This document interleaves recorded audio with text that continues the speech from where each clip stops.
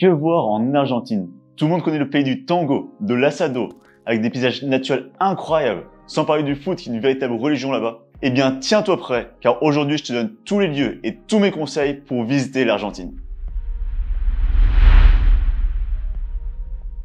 Salut Malouch, je m'appelle Olivier François, et sur ma chaîne YouTube je te présente tous mes meilleurs conseils pour voyager en toute tranquillité, que ce soit en France comme à l'étranger.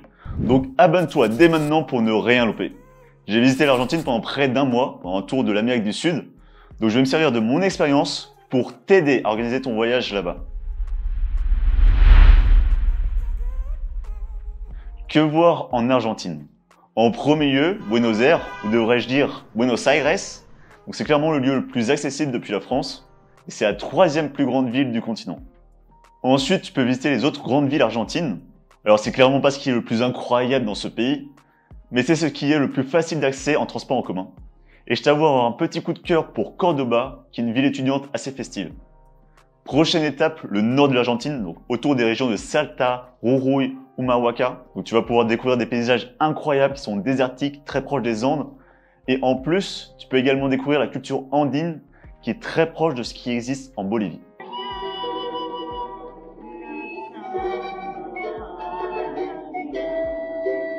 Un peu plus au sud, tu peux découvrir Mendoza. Alors la ville n'est pas très belle en soi, mais c'est une région qui est très réputée pour ses vignobles que tu peux visiter.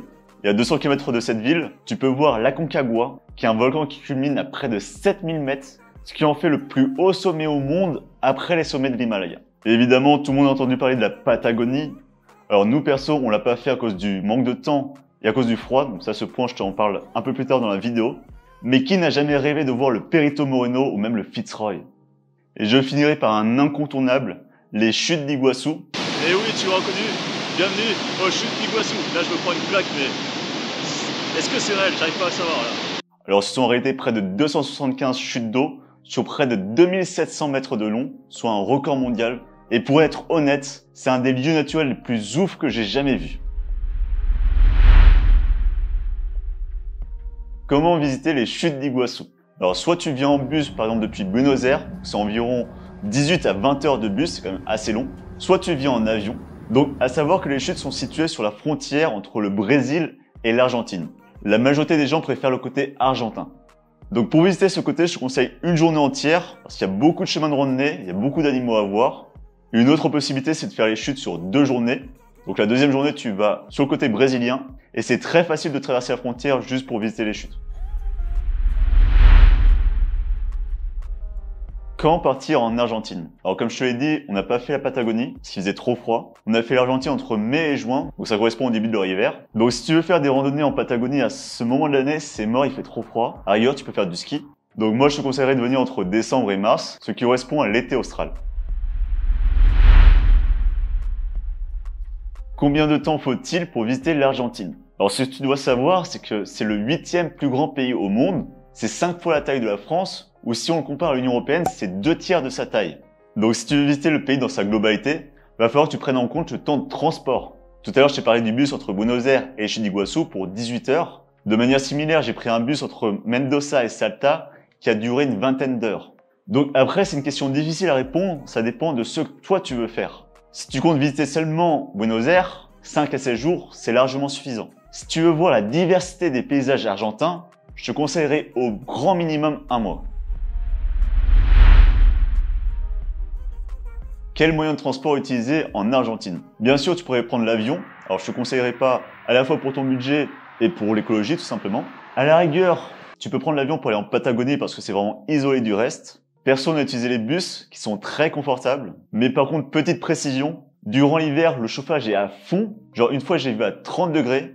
Et pendant l'été, c'est l'inverse. La clim est extrêmement forte. Donc, ça peut faire 16 degrés. Donc, si tu veux dormir la nuit, la veste sera clairement obligatoire. Quel budget prévoir en Argentine? Je te dirais que c'est un pays vraiment pas cher pour un touriste français, mais en réalité, c'est une question très difficile à répondre. Ce que tu dois savoir, c'est que le pays traverse une crise économique historique. Donc pour faire simple, en ce moment, ils ont 70% d'inflation. En gros, les augmentations de prix qu'ils connaissent en un mois, c'est ce qu'on a nous en France en un an. Bien sûr, il n'y a pas que ça qui compte, il y a aussi les taux de change qui évoluent. Bref, je vais pas te faire un cours d'économie, c'est pas le but de la vidéo. mais je te dirais que c'est pas très cher pour un touriste français. Comment payer ton voyage en Argentine des centaines d'euros moins cher? En fonction de quand tu regardes cette vidéo, je t'inviterai à vérifier ces informations. Mais personnellement, en appliquant cette technique, mon voyage en Argentine m'a coûté 40% moins cher. Pour faire simple, comme je te l'ai dit, l'Argentine traverse une crise économique historique, c'est un bordel sans nom. Quand je voyageais en Argentine et que je changeais mes euros en pesos argentins, c'est-à-dire en retirant de l'argent à la banque ou en payant avec ma carte bleue, 1 euro valait 120 pesos. Sauf qu'il existe un deuxième taux de change, le blue change. Donc tu peux changer tes euros soit dans le marché noir, c'est-à-dire dans la rue, soit plus simplement à Western Union. À ce moment-là, pour 1 euro, j'avais 220 pesos. Donc tu vois la différence. Alors comment ça marche Western Union? Très simple, tu télécharges l'application, tu changes tes euros en pesos et tu viens retirer ton argent dans le Western Union le plus proche de toi. Alors petite précision, pour retirer ton argent, tu dois obligatoirement avoir ton passeport sur toi. Alors t'inquiète pas, tu n'auras aucun problème avec la police, tout le monde fait ça. Par contre, je te conseillerais de venir tôt au Western Union et plus particulièrement à Buenos Aires parce que tu peux facilement avoir 1 heure d'attente. Alors pourquoi ce blue change existe-t-il? Pour faire très simple, c'est lié au fait que l'Argentine a fait un défaut de paiement de dette. Donc en gros, le peso argentin ne vaut plus rien et les euros et les dollars sont très recherchés. Bref, mes explications s'arrêteront là parce que c'est des notions économiques très avancées et j'ai clairement pas les capacités de t'expliquer. Est-ce que l'Argentine est un pays dangereux? Alors comme souvent, ça dépend des zones.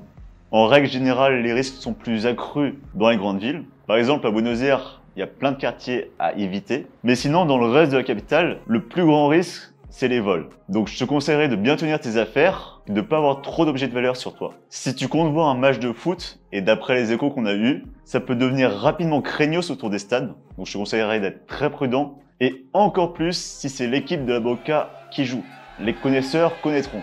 Les Argentins sont des tarés de foot, soyons honnêtes. S'il y a une grande ville à éviter, parce qu'il y a de moins en moins de bonne presse, c'est Rosario, c'est en train de devenir craignos. En fait, ça fait quelques années qu'il y a de plus en plus de trafic de drogue qui s'installe durablement dans la ville.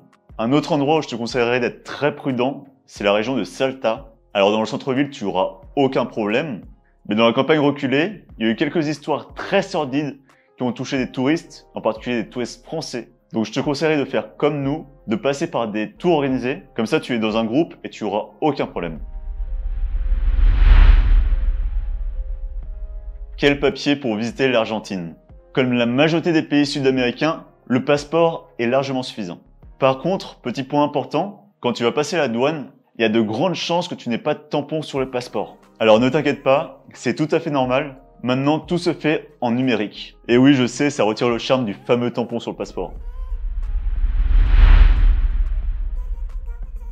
Est-ce qu'il y a des vaccins obligatoires pour aller en Argentine? Bon, le coco, vu que ça change souvent, je te laisserai vérifier. Il n'y a pas d'autres vaccins obligatoires, mais c'est conseillé de se faire vacciner pour l'hépatite A, la typhoïde, parce que c'est des maladies assez communes en Argentine, voire même pour la fièvre jaune si tu vas dans le nord du pays, parce que c'est une zone tropicale, donc les risques sont beaucoup plus accrus. Bref, je suis pas médecin, donc je vais pas te dire quoi faire, mais si tu as des doutes, n'hésite pas à demander au service conseil aux voyageurs et maladies tropicales de l'hôpital le plus proche de chez toi. Là-bas, tu peux rencontrer un médecin qui a l'habitude de répondre aux questions des gens qui voyagent dans le monde entier.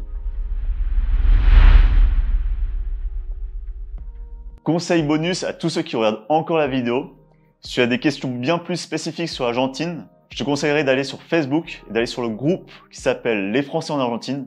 Il y a des milliers de membres où tu trouveras forcément réponse à ta question. Et en plus, c'est un conseil qui s'applique à beaucoup d'autres pays. Tu peux trouver des groupes Facebook qui s'appellent Les Français au Panama, Les Français au Pérou, Les Français au Portugal.